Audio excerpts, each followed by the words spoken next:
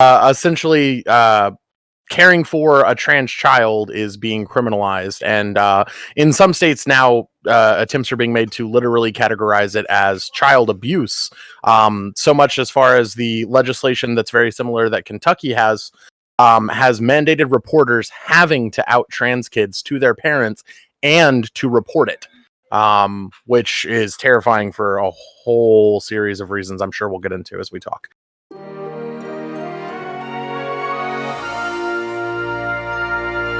You've been asked to do this 100 times. I don't think you're going to care. Before we get too far into it, for those in my audience who may not really get it, give us Trans 101. Give us a breakdown of the how, the why, and just get on the building blocks. I've done this so much, I now actually offer Trans 101 courses to streamers, YouTubers, and podcasters alike. Lance has taken the course, as a matter of fact. I'm a graduate. Yes, I have my degree just in the background here. So thanks, Izzy. It was a good school. Yeah, I do my best. So yeah, what I like to do when I do this is I lay out all the basics and like just the information rush, and then I ask people to ask questions if they got them, poke at it, try to understand what they don't. What I always say here, I don't think I have to say to either of you, but I'm just, pre-programmed mode. What I always say here is, if you've got a question, but you've always been hesitant to ask it because you're worried you're going to offend someone, ask me, because if it is offensive, or it would be offensive, I'm going to tell you, but I'm going to understand that I gave you that invitation. So offend me so you don't offend somebody else down the street. But yeah, okay. So like the basic crash course to Trans 101 is extremely simple. The biggest problem is we live in a society that for some reason feels the necessity to worship gender. I really like the video you did after our first conversation through Facebook comments, Beau, where you stood in the pink bedroom and you talked about expecting to have a daughter and then realizing all of this stuff about gender. It was actually really good. So I would plug here that if anyone is really struggling with what I mean by we worship gender, go watch that video. It's a pretty good intro to this theory. We have set guidelines, expectations, and rules for two genders that have dominated Western society for our known existence as Western society. The problem with that is, throughout history and recorded very adamantly in multiple different cultures aside from our own, there hasn't been two genders. There's been more than two genders pretty consistently. Look up indigenous American tribes and two-spirits. Two-spirit is a new word to have a conversation about an old existence that needed explained to colonizers. It's really simple, okay? Some people aren't happy with what they see in the mirror. And I think just the reason I like to say it this way is I think just about anyone can relate with that. Sometimes you look in the mirror and that's not what you want to see. As a cis person, I can never explain to you what it feels like to be trans. I can try all kinds of different analogies and comparisons, and it's never going to work. I can't tell you, imagine that you're a woman, Beau, and then everybody else keeps calling you Beau and a man and talking to you like a sir, because you can't actually fully ever get into that headspace. You can do your best to imagine it, but it's never really going to make sense. The perfect analogy doesn't exist. The reality to it is a very painful, depressing, and overwhelming feeling that haunts our existence, because we know ourselves better than anyone else. I know me better than you know me. The same could be said of you. You know yourself better than anyone else does. So when we tell you we feel, we interact like this, we want to be like this, we would like to be addressed or treated like this, it's because that's what makes us happy. And at the end of the day, everyone's life is about that pursuit of happiness. Humans as a species are chimeric by nature. There's not two sexes. Like, biological sex, as categorized by the World Health Organization, recognizes 7 sexes that carry to term in the human genome alone. So 7 different sexes can carry to term, but we roughly and forcibly sometimes categorize them as 2 genders for absolutely no reason. So the basics to this are, there are people who don't identify as the gender they were assigned at birth. There are people who do. We call these people cis and trans, okay? Cis people are like Beau. Beau was assigned male at birth, and I'm pretty sure Beau identifies as male. A trans person, like myself, was assigned male at birth, but I don't identify as a male. I identify as a female, and I'm so much fucking happier living my life as a female. I have been for a few years now. It's wonderful, let me tell you. The difference is super hard to explain to anyone. It really is. But the problems that we face come from this massive stigma, right? If you're used to fighting for what's right, or trying to be progressive, or trying to work towards everyone having their own individual liberties, freedoms, or comforts, then you should already be aware of all the arguments used against us. They're the same arguments that were used against gay people. They're the same arguments that were used against black people. They were the same arguments used against women. They, like in the suffragette movement, they've all just been rephrased for every time society decides we're not okay with that. And this being trans and being like visible isn't a new thing. Being anti-trans and transphobic is the new thing. The first trans person who openly transitioned in the US was a soldier, and she went to Germany and went to the institute that the Nazis ended up burning down and burning all the research from, and came back and was met on the tarmac by fucking thousands of news reporters who broadcast, look at this beautiful woman who was a man, and everyone thought it was the coolest thing ever. And then religious groups were like, but you can't do that. See, that's what I wanted to ask. I was like, why is the right wing and the conservative right so obsessed with this? Does it have its like roots in religion? So in my opinion, at least in my studied opinion on it, I would say absolutely. The idea of the necessity of two genders comes from the foundation of Western society being heavily through the Catholic Church, and the Bible and its rules were massively implemented at a time when human survival was nil. Like, it was low as shit. People dying constantly during childbirth, sickness was rampant, plagues could still wipe you out. You didn't have anywhere near the life expectancy we do with modern medicine. So one of the bylaws that they wrote into it was reproduce, have sex, man and woman, no condoms, no birth control, make babies. You have to make babies because the species had to survive. For its time, it made pretty good sense. But we're well past that now.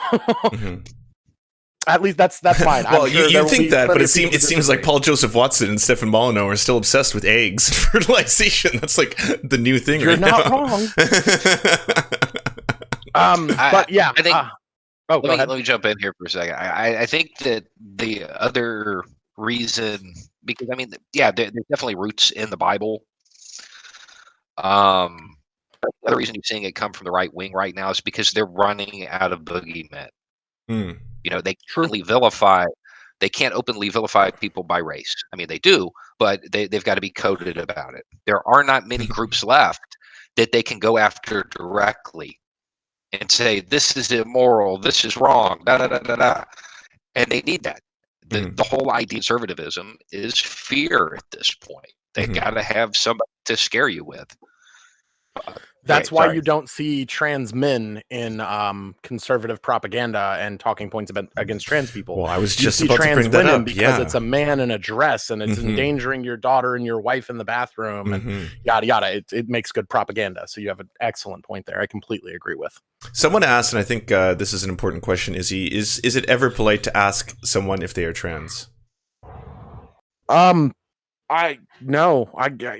Well, I mean, I never like ever answering with just like a solid no, don't ever do that. I mean, if you're talking with someone that you have a comfort zone with and that you're friends and they would be okay with that kind of a question, but like, do you ever just walk up and ask about some other person's genitals on the street? Like, it seems really awkward when you phrase it like that, right?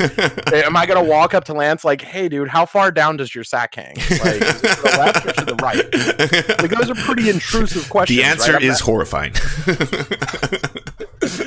This and more tonight. Yeah, fair enough. But yeah, it makes no sense to like go up and start asking random intrusive questions about someone if you don't have a relationship with that person.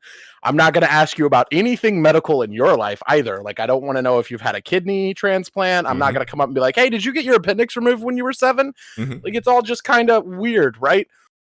If you have a comfort level with that person, they'll probably express it to you. Yeah. No, absolutely.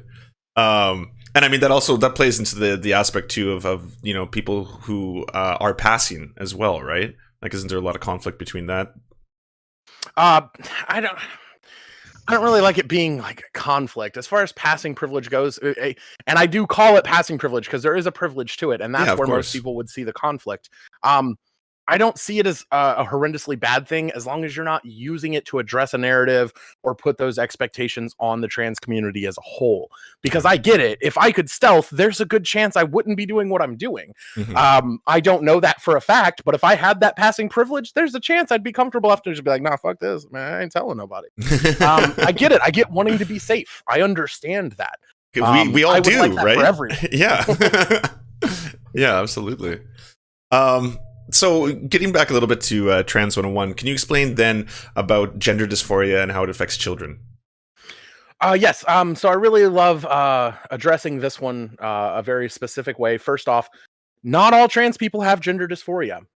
Secondly, and really important and unknown, not only trans people suffer from gender dysphoria. We live in a massively patriarchal society, and gender dysphoria is defined as a massive state of depression lasting no less than 2 years caused by your gender or gender identity, which cis women deal with a fucking lot. There's even some cis men who deal with it. Oh, yeah. Like I wouldn't say 2 years, but I'm definitely in the camp where I was like toxic masculinity, just the idea of what it is to be a man's man and all that kind of stuff. Definitely, like, you know, plays with your head growing up because you realize like, oh, I'm actually very, very emotional and empathetic, and these things are seen as weak, or, you know, I got called gay for that and stuff like that. But at the same time, I was like, you should actually really like kind of, I don't know, appreciate these qualities in yourself rather than like look at them as some form of weakness. Right. So that's one of the specific things to point out, because once again, it's part of the propaganda, right? They had to marry something to it that they can call a mental illness, and that's what they went for. When in all actuality, plenty of people suffer from dysphoria on a daily basis. Plenty of people suffer from dysmorphia, and all these different variations that are really comparable, if not similar or the same as the struggles that trans people face all the time. The difference is we know the core cause of ours and how to treat it. Like, just let us do so. That's it. That's all we're asking. For how gender dysphoria affects children and minors, this is a really important part. You really start to notice as you engage more, you study, and you interact more with the trans community, there's this bubble that isn't really safe, but is definitely more comfortable than the other sides of said bubble. And it's my age group. Like, once you get into like your mid 20s and then you're pushing up to about your early 40s, if you live long enough, the gender dysphoria doesn't steamroll you as hard. If you can live comfortably, if you can express yourself, if you're like safely housed on your own and you can do what you want to do to comfortably alleviate said dysphoria, it's pretty fucking nice.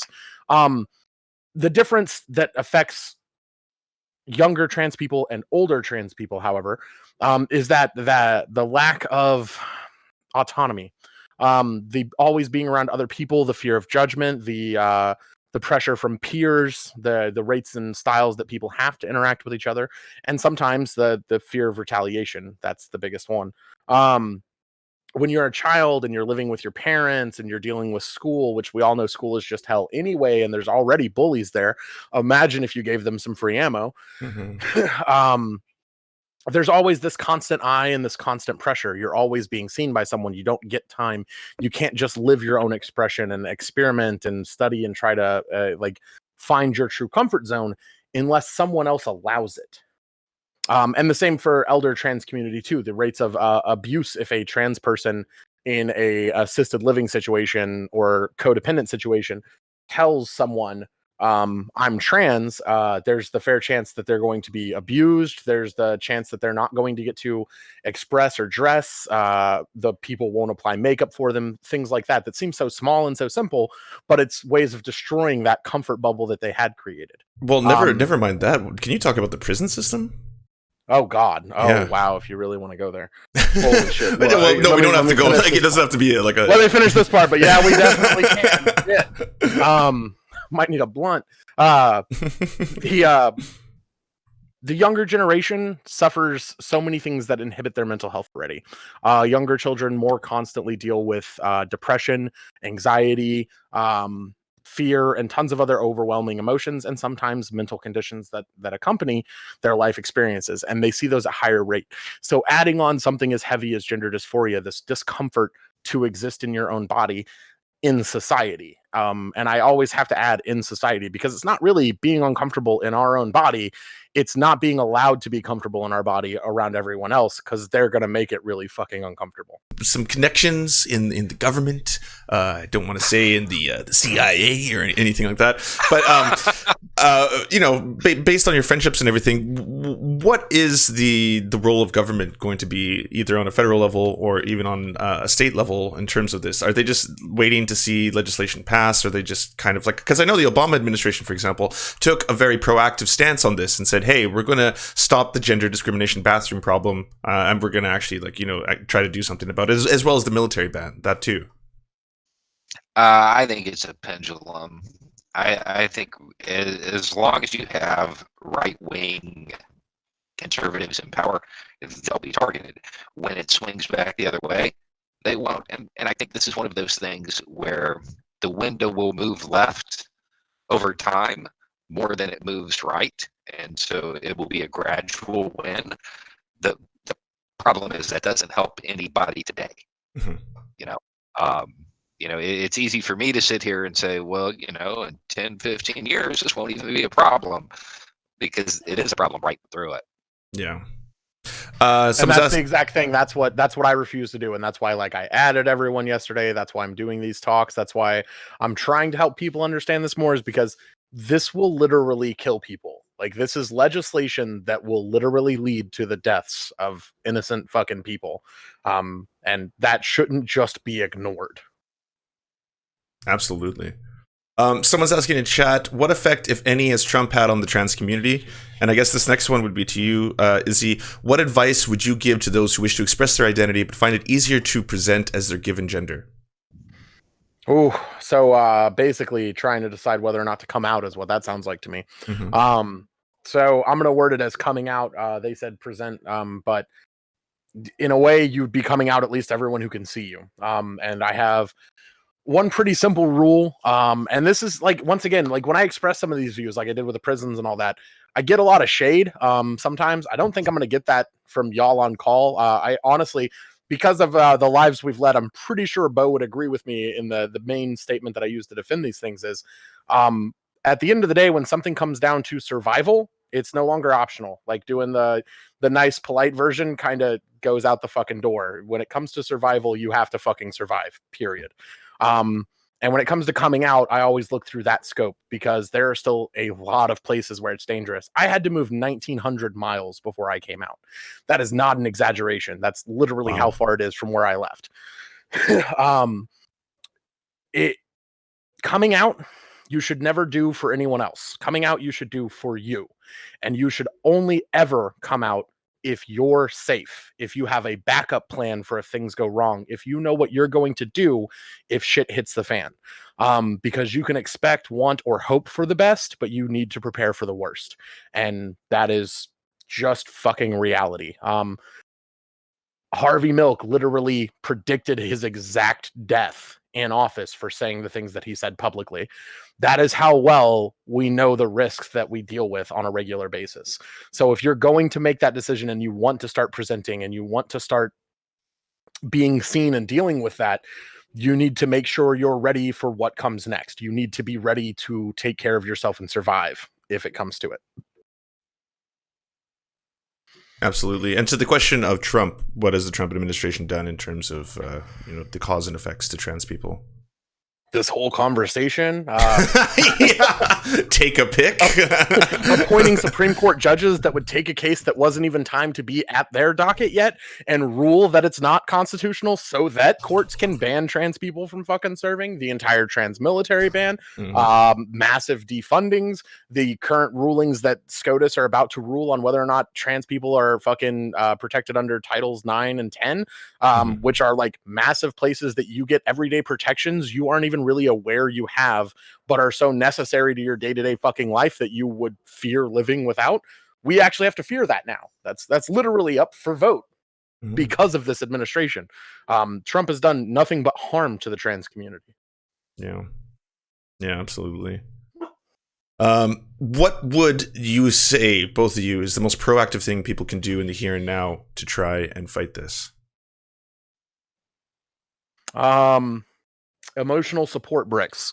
Remember that when it comes down to it at the end of the day, nothing ever changes or goes your way politically for just smiling and nodding and saying yes sir, yes ma'am to whoever's in charge.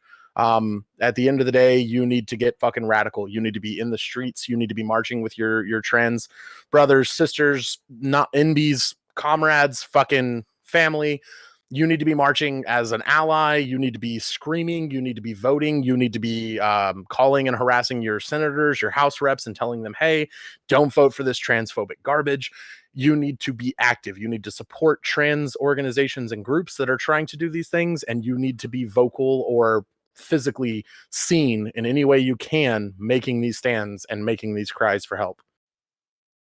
And specifically to allies, because I get this question a lot from people. It's basically like, what can I do as a trans ally? And I'm like, well, wearing trans rights as a t-shirt isn't really gonna do much. I mean, it's cute, but like that makes you an ally. And it's like I said earlier, we don't need allies, we need accomplices. Like, get the fuck up and show that you mean it. Yeah, absolutely. Beau? I'm gonna co-sign that. We're at the point where it's just,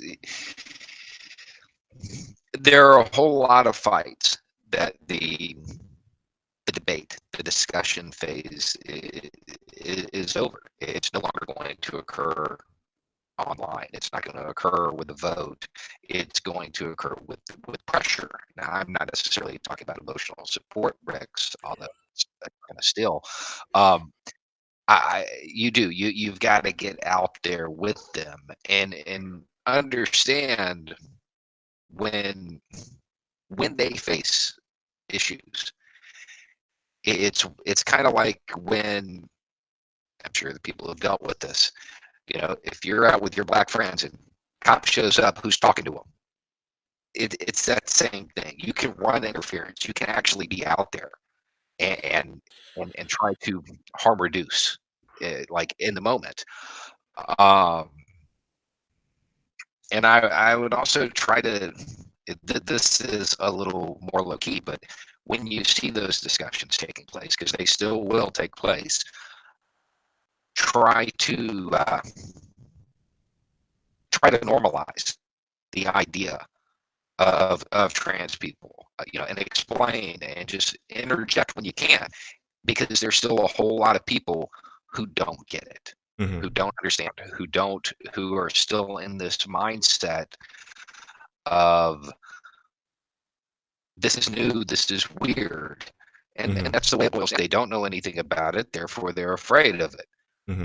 You get rid of that, you get rid of the lack of knowledge, you get rid of the fear, you get rid of the boogeyman. We would first and foremost like to thank our god, Nicholas Marks. We worship at your temple. We would like to thank our monarch, Elsie Hupp. Your generosity has made this entire thing possible. We would like to thank our lords, Ricky Pilgrim, I'm Raft, and Michaela Schmidt. You are the pillars of our organization. To our knights of the surf table, Paul Parfit, Daniel Kahn, Fair Tahan, Clement Chutskov, Schizosaurus, Josh Mickelson, Dr. Zayas, Cooper Pilot, Andre Lynn Epperly, Dylan Bith, Terry, Todd Buckingham, Jed Lewis, Todd Lajeunesse.